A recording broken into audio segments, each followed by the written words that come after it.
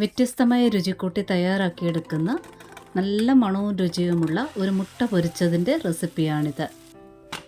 ഒരു നേരത്തെ ബ്രേക്ക്ഫാസ്റ്റ് ആയിട്ടും അതേപോലെ ചപ്പാത്തിയിലെ റോളാക്കി കഴിക്കാനും ബ്രെഡിലെ സാൻഡ്വിച്ച് പോലെ വെച്ച് കഴിക്കാനും ചോറിൻ്റെ കൂടെ ആയാലും ശരി എല്ലാത്തിൻ്റെ കൂടെ ഒത്തുപോകുന്ന നല്ലൊരു മുട്ട പൊരിച്ചതിൻ്റെ റെസിപ്പിയാണിത്. എങ്ങനെയാണ് തയ്യാറാക്കിയെടുക്കുന്നതെന്ന് നോക്കാം. ഇതാ ഞാനിവിടെ ഒരു കടായി വെച്ചിട്ടുണ്ട്. ഒരു ചെറിയൊരു കപ്പ് ഫുള്ളായിട്ട് തേങ്ങ എടുക്കുക. ഇനി ഒരു 12 മുതൽ 15 എണ്ണം വരെ ചെറുള്ളി ചേർക്കുക. നല്ല വലുപ്പമുള്ള ചെറുള്ളി ഉണ്ടെങ്കിൽ രണ്ടായിട്ടൊന്ന് കട്ട് ചെയ്ത് ചേർക്കുക. ഇനി ഇതാ ഒരു 5 വെളുത്തുള്ളിയുടെ ചേർക്കുന്നുണ്ട്. കൂടെ ഒരു 4 വറ്റൽമുളക് ചേർക്കുക. ഇനി നല്ല ഫ്രഷ് ആയിട്ടുള്ള ഒരു വലിയൊരു തണ്ട് കറിവേപ്പില ചേർക്കുക. ഇനി കുരുമുളക് ചേർക്കുക. അല്പം മതിയാവും, ഇതാ ഇത്രയും ചേർക്കുക. ഇനി എന്താ പെരുംജീരകം, വലിയ ജീരകം, ഇതാ ഇത്ര അളവ് ചേർക്കുക. ഇനി ഗ്യാസ് ഓണാക്കി ഇതെല്ലാം കൂടെ ഒന്ന് വറുത്തെടുക്കണം. ഇനി ചെറു തീയിലിട്ട് നന്നായിട്ട് ഇളക്കി കൊടുക്കുക. ഇത് ഒരുപാട് അങ്ങ് ബ്രൗൺ ആക്കി എടുക്കരുത്. ഈ തേങ്ങാപ്പാലൊക്കെ ഒന്ന് വറ്റിയിട്ട് ചെറിയ തരി തേങ്ങയില്ലേ അതൊന്ന് ചെറുതായിട്ടൊന്ന് ബ്രൗൺ ആകാൻ തുടങ്ങുന്ന ഒരു സമയമുണ്ട്, അതുവരെ വറുത്തെടുക്കണം. ആ തേങ്ങാപ്പാലൊക്കെ ഒന്ന് വറ്റി വരുമ്പോഴത്തേന് ഇതിനൊരു പ്രത്യേക സ്മെല്ലുണ്ടാവും. നല്ല ടേസ്റ്റുള്ള ഒരു കൂട്ടും കൂടെയാണിത്.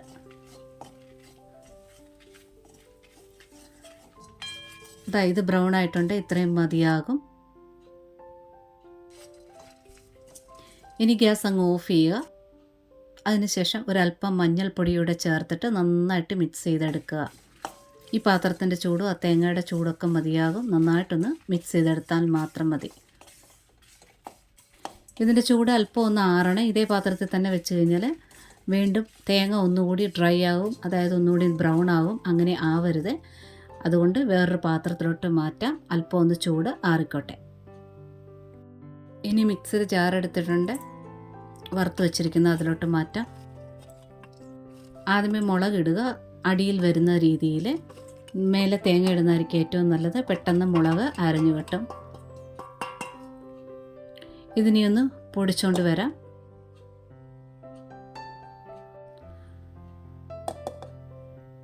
മുളകൊക്കെ ഒന്ന് പൊടിഞ്ഞു വന്നിട്ടുണ്ട്. ഇനി ഇതിലോട്ട് കുറച്ച് വെള്ളം ചേർക്കണം. അതായത് നമ്മൾ അമ്മിക്കല്ലിലൊക്കെ ചമ്മന്തി അരയ്ക്കുമ്പോൾ ഉരുട്ടിയെടുക്കുന്ന ഒരു പരുവുണ്ടല്ലോ, വെള്ളത്തിൻ്റെ അളവ്, ആ അളവിൽ കുറച്ച് വെള്ളം ഒഴിക്കുക. വീണ്ടും ഒന്നുകൂടി ഒന്ന് കറക്കിയെടുത്തുകൊണ്ട് വന്നിട്ടുണ്ട്. ഈ പരുവത്തിലാക്കിയെടുക്കുക. ഒരു ബൗൾ എടുത്ത് വെച്ചിട്ടുണ്ട്. ഒരു മുട്ട പൊട്ടിച്ചൊഴിക്കുക. ഒരു മുട്ടയ്ക്ക് 2 സ്പൂൺ അരച്ച് വെച്ചിരിക്കുന്നത് ചേർക്കുക. ഈ ഒരു കണക്കിൽ ചേർക്കണം. അങ്ങനെ ഞാൻ 3 മുട്ടയാണ് ഇവിടെ എടുക്കുന്നത്. ആദ്യത്തെ മുട്ടയും അരപ്പൂടെ ചേർത്തിട്ട് ഒന്ന് മിക്സ് ചെയ്തെടുക്കുന്നുണ്ട്. എല്ലാം കൂടെ ഒന്ന് ചിടുമ്പോൾ അരപ്പെല്ലാം കൂടെ ഒരു സൈഡിലോട്ടൊന്ന് കട്ട കെട്ടുന്ന പോലെ വരില്ലേ, അങ്ങനെ വരാതിരിക്കാൻ വേണ്ടിയും കൂടാതെ നിങ്ങളെ അളവ് കാണിക്കാൻ വേണ്ടിയൂടെ ഞാൻ ഓരോന്നോരോന്നായിട്ട് ചേർക്കുന്നത്.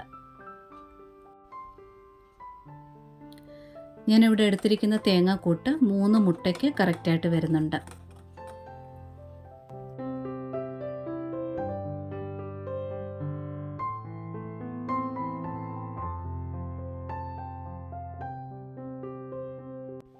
മുട്ടയെല്ലാം ചേർത്തിട്ടുണ്ട്. ഇനി ഉപ്പ് ചേർക്കണം. ഇനി വീണ്ടും ഒന്ന് മിക്സ് ചെയ്തെടുക്കാം.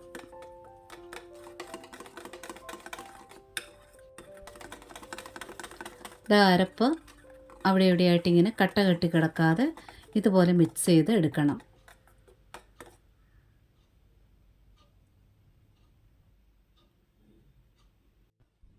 ഇനി അടുപ്പിലൊരു ഫ്രൈ പാൻ വയ്ക്കുക. പിന്നെ മുട്ടയൊക്കെ ചെയ്യുമ്പോൾ അല്പം വെളിച്ചെണ്ണ ഒഴിക്കുന്നതായിരിക്കും ഏറ്റവും നല്ലത്. എണ്ണ നന്നായിട്ട് ചൂടായതിന് ശേഷം അടിച്ചു വെച്ചിരിക്കുന്നത് ഒഴിക്കുക. ഒഴിച്ചുടനെ തന്നെ തീ നല്ലവണ്ണം കുറച്ചിടുക. ഇതിന് ഒരേപോലെ ആവുന്ന രീതിയിൽ ഒന്ന് നിരത്തി കൊടുക്കാം. ഇതിങ്ങനെ ഒറ്റ ബാച്ചായിട്ട് പൊരിച്ചെടുക്കണമെന്നൊന്നുമില്ല. 1, 2, 3 ബാച്ചായിട്ടോ ഒക്കെ പൊരിച്ചെടുക്കാവുന്നതാണ്. ഇനി തീ നല്ലവണ്ണം കുറച്ച് വെച്ചതിന് ശേഷം മൂടി വയ്ക്കുക. ഇതിൻ്റെ മുകൾ ഭാഗം ഒന്ന് ഡ്രൈ ആകണം. എന്നാൽ മാത്രമേ നമുക്ക് തിരിച്ചിടാനായിട്ട് പറ്റത്തുള്ളൂ. അപ്പോൾ തീ കുറച്ച് വെച്ചാൽ മതി. മുട്ടയല്ലേ പെട്ടെന്ന് വെന്ത് വന്നോളൂ. 2 മിനിറ്റിനുള്ളിൽ തന്നെ ഇത് ഡ്രൈ ആയിട്ടുണ്ട്. ഇതിൻ്റെ ആ അടപ്പം കൂടെ തുറക്കുന്ന സമയത്ത് നല്ലൊരു മണമാണ്. നല്ലവണ്ണം ഡ്രൈ ആയിട്ടുണ്ട്. ഇനി ഇതൊന്ന് തിരിച്ചിടാം.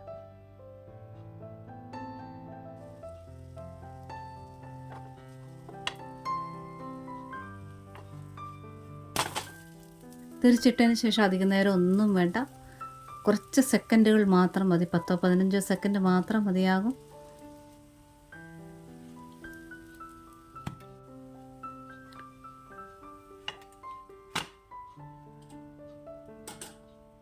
നല്ല അടിപൊളിയായിട്ടുള്ള ഒരു ഓംലെറ്റ് റെഡി ആയിട്ടുണ്ട്. വ്യത്യസ്തമായൊരു മണവും രുചിയും തന്നെയാണിതിന്. ഒരു നേരത്തെ ബ്രേക്ക്ഫാസ്റ്റ് ആയിട്ടൊക്കെ ഇത് മതിയാകും. ഇനി ഇതുപോലെ നിങ്ങളൊന്ന് ട്രൈ ചെയ്ത് നോക്കുക. പിന്നെ ഇഷ്ടപ്പെട്ടിട്ടുണ്ടെങ്കിൽ ആ ലൈക്ക് ബട്ടൺ ഒന്ന് ടച്ച് ചെയ്തൊന്ന് സപ്പോർട്ട് ചെയ്തേക്കണേ. കൂട്ടുകാർക്കൊക്കെ ഷെയർ ചെയ്ത് കൊടുക്കാനും കമൻറ്റ് രേഖപ്പെടുത്താനും മറക്കരുത്. സബ്സ്ക്രൈബ് ചെയ്യാതെ കാണുന്നവരുണ്ടെങ്കിൽ ഒന്ന് സബ്സ്ക്രൈബ് ചെയ്തേക്കണേ. നോട്ടിഫിക്കേഷൻ ബെൽ ബട്ടണിൽ ഓൾ ഓപ്ഷൻ ഒന്ന് ടിക്കാക്കി ഇടാനും മറക്കല്ലേ. ഒരുപാട് സ്നേഹത്തോടെ. Thanks for watching.